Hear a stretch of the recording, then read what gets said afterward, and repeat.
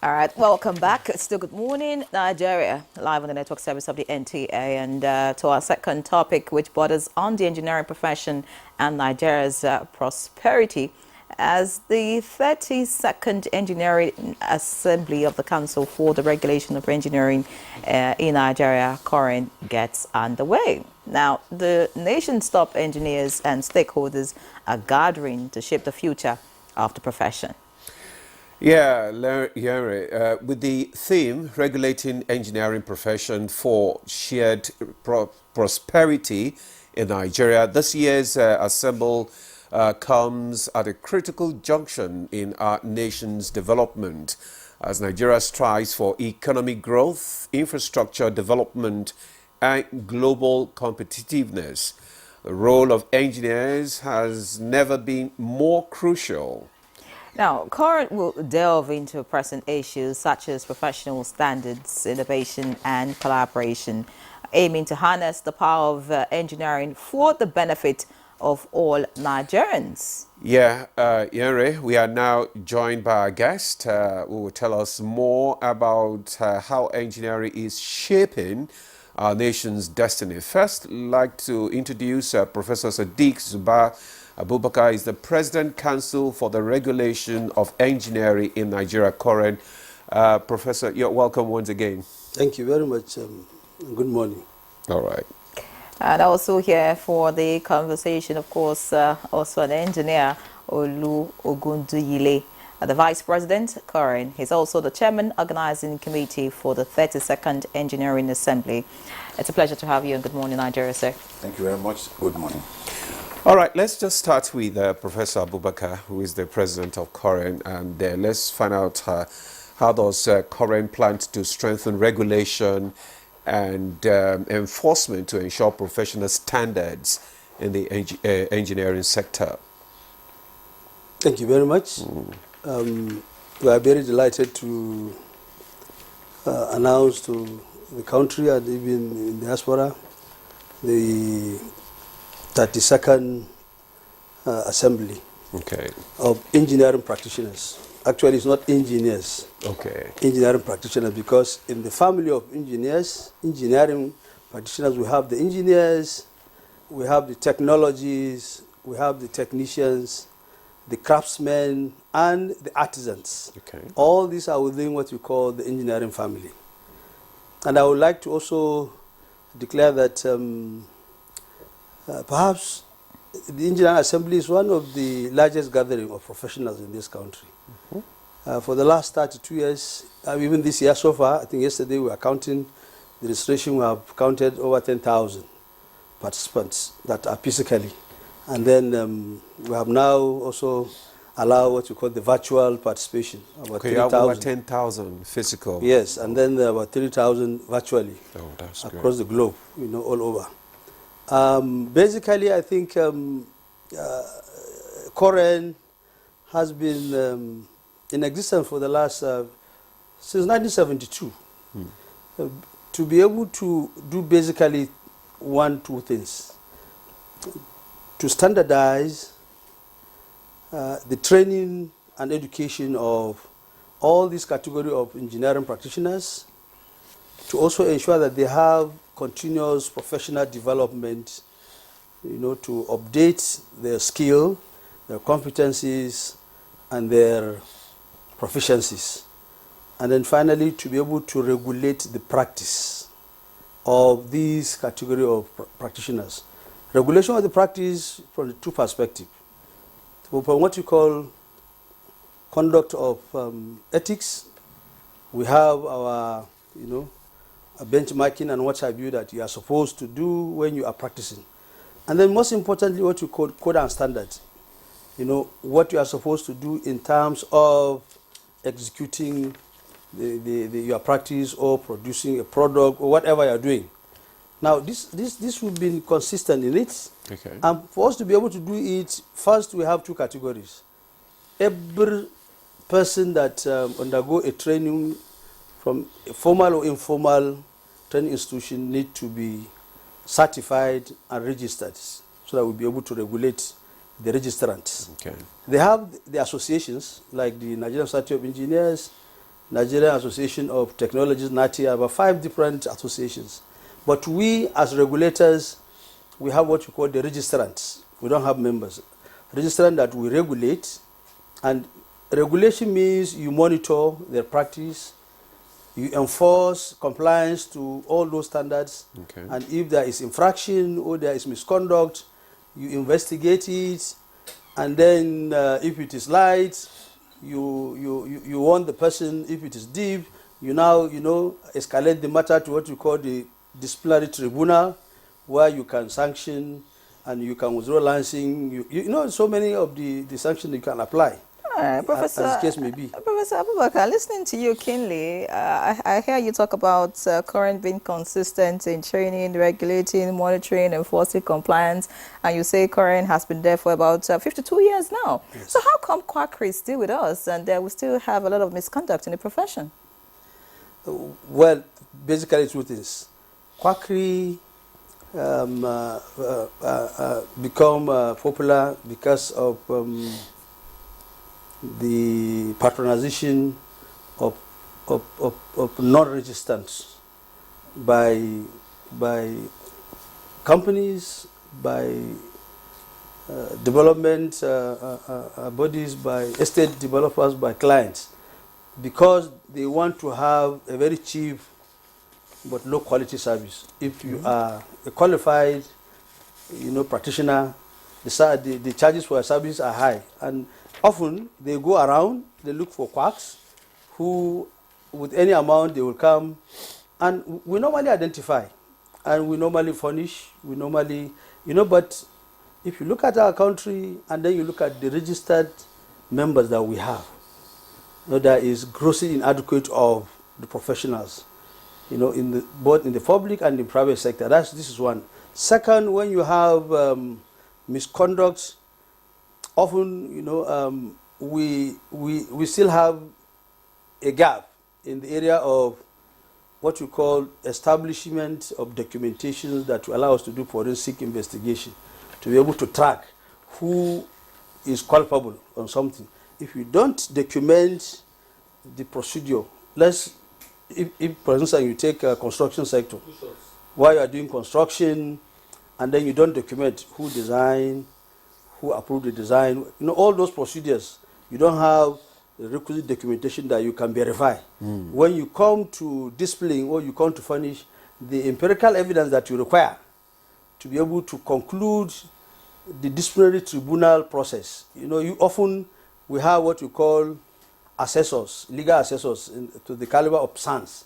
So it's a typical court when you go to our disciplinary tribunal, and if you don't have the evidences, then you begin to wonder, around the process.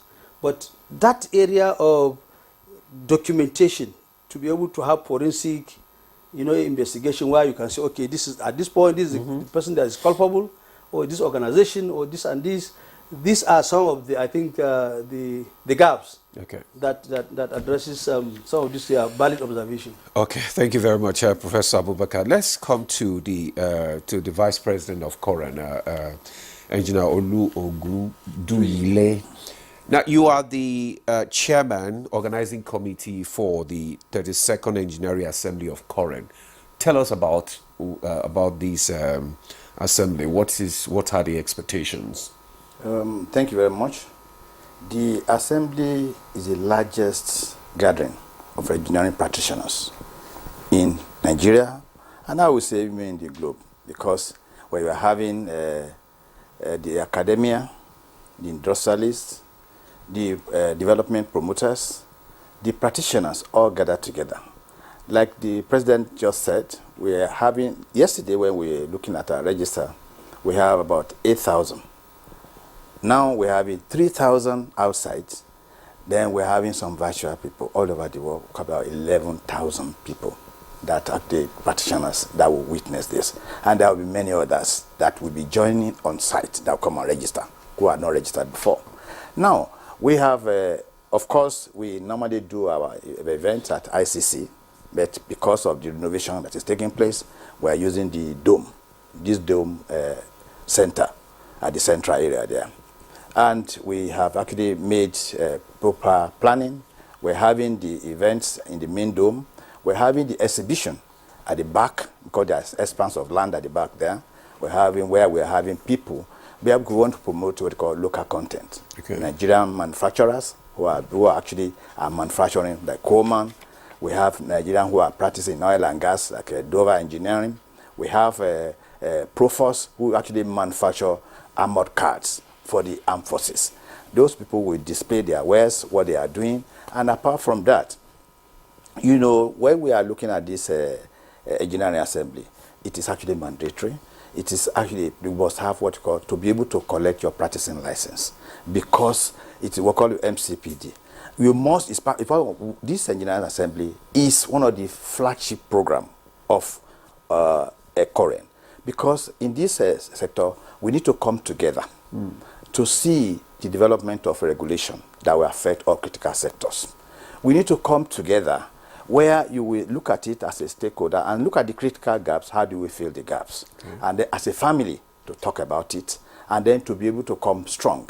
We know to also talk about this issue of Executive Order 5. We need to promote indigenous engineers to be able to come forth and then develop, and then they be promoted. The policymakers that are coming will listen and see the area where we need to have, where they need to promote Nigerians. And then, you see, engineers have no place to be unemployed.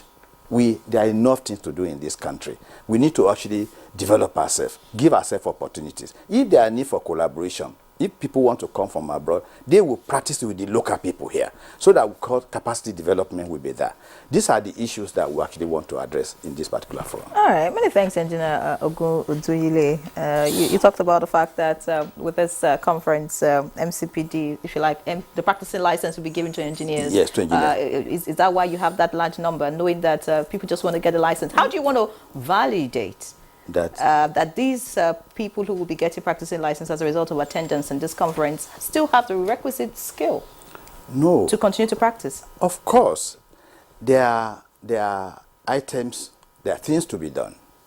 One, not only attendance at the assembly. There are seminars, there are webinars, there are trainings, there are training that you have to actually involve in. We must see, there must be proof. If you're having maybe 100 marks, if the assembly has 25, there are other 75 to be fulfilled. Don't forget that even as a regulator of engineers, we also manage and regulate those the associations.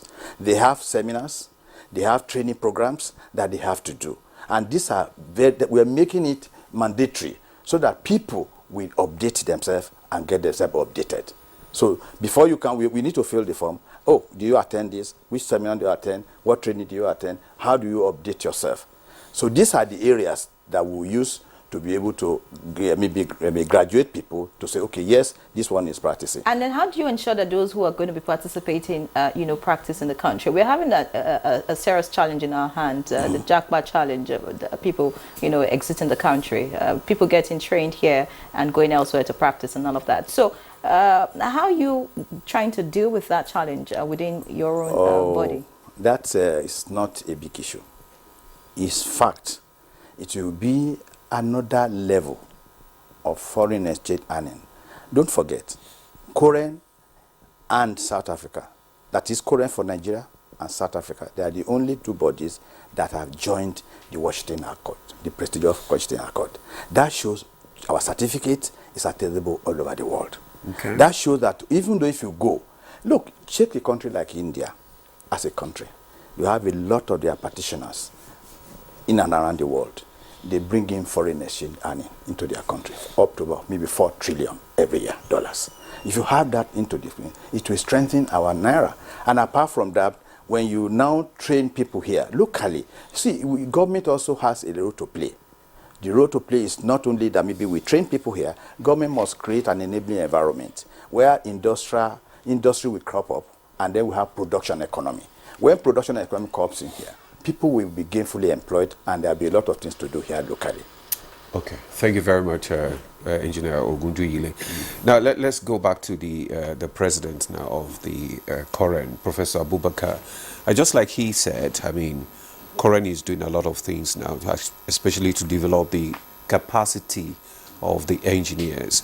Now, what do you think the government can do, to actually encourage, to promote indigenous engineers, to actually partake in the economic development and growth of this nation? Thank you very much. I think there is already an existing framework. Okay. I'll look at it from two perspectives, the formal and the informal sector.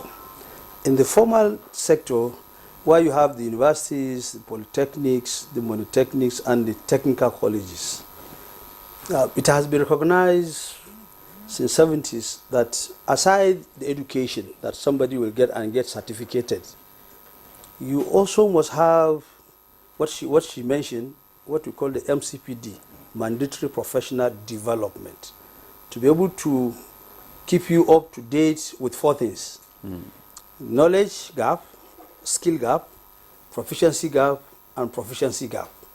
And because of that, ITF was established in this country.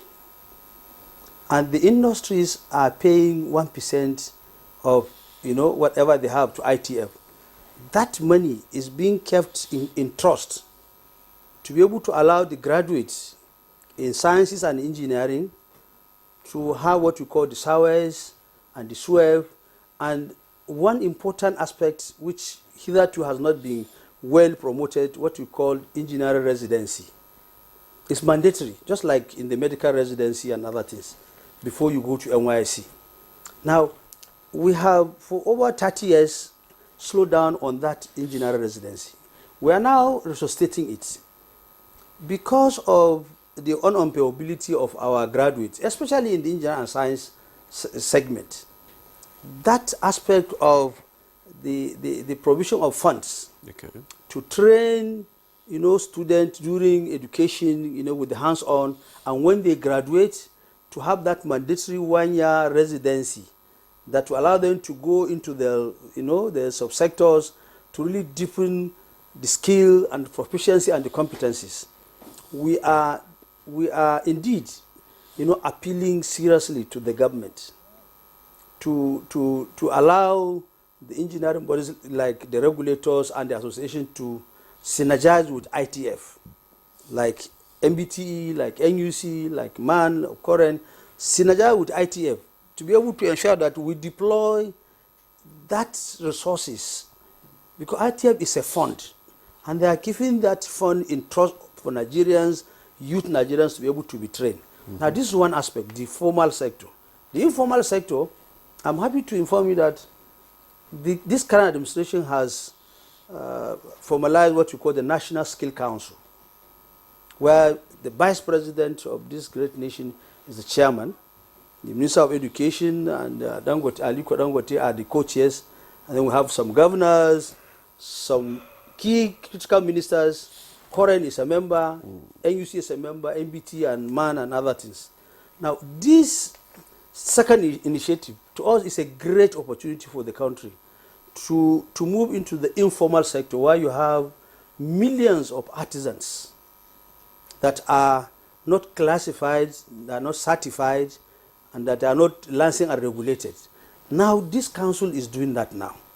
And at this assembly, one of the councils, what we call Sector Skill Council for Engineering, is going to be inaugurated by the Senior Special Assistant of Mr. President on Technical, Vocational and Entrepreneurial Education. And of course, MBTE and NUC are, and even probably the Minister of Education may come. Now, this is one aspect that we really have to make sure that the human capital in this our sector, engineering and sciences, is given the full attention, which we know is one of the key goals of this current administration, to be able to ensure that we indeed have the requisite, skills. And happily, one of the global players, the chairman of what we call the Dublin Accord. Dublin Accord is a section of the International Engineering Alliance. Has arrived yesterday. He's the keynote speaker during this assembly, and he's going to guide Nigeria to package itself so that we can make an application for Nigeria to join what we call Sydney Accord for the technicians and technologies, and Dublin Accord for the craftsmen and artisans. Okay. We have already, like the Vice President said, we have already been admitted in the Washington Accord for What's the the benefit engineers. of joining those accords? What's the benefit of joining those accords? Good. The benefit of joining those accords is that they will come and study your educational ecosystem and your training ecosystem.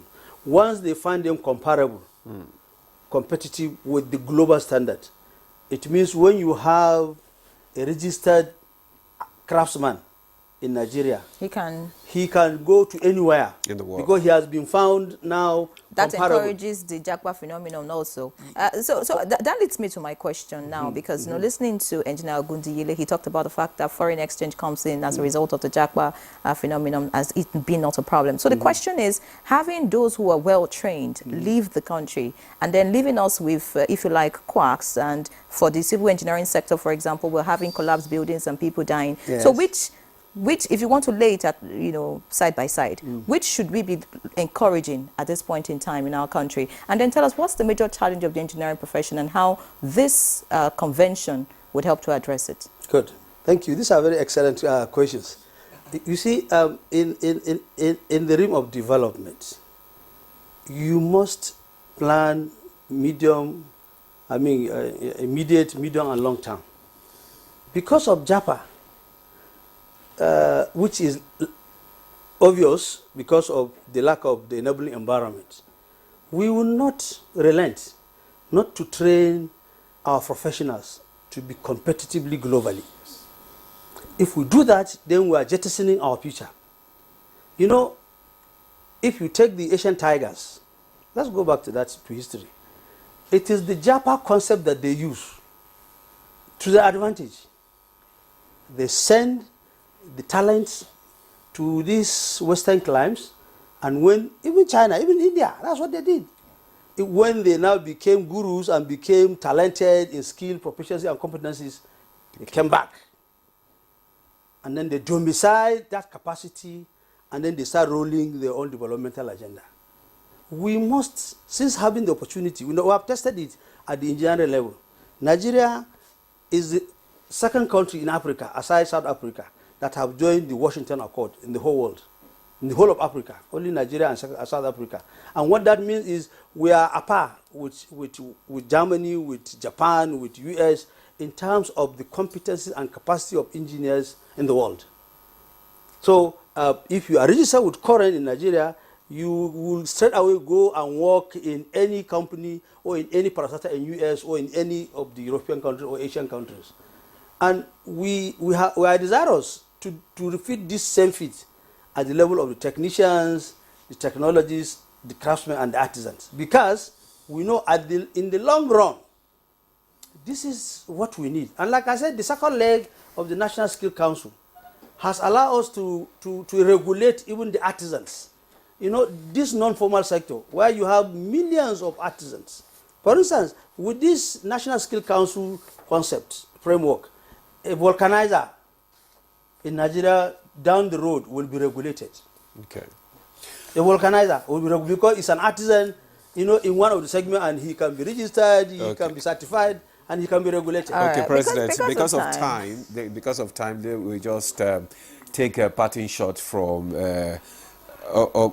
Ogundiyile. I mean, this assembly now, what should we expect in just 30 seconds?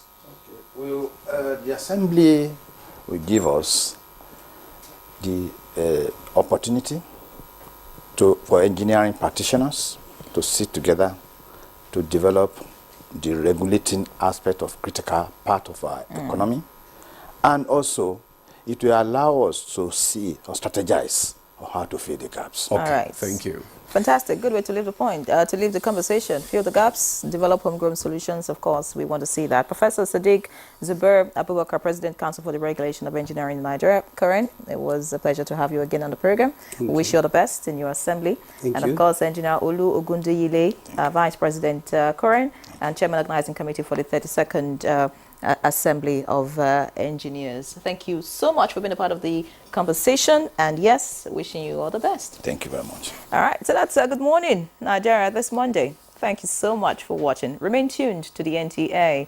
I'm Yen Ray John. And I'm Ademola Ade. Thanks for joining us. Enjoy the rest of your day.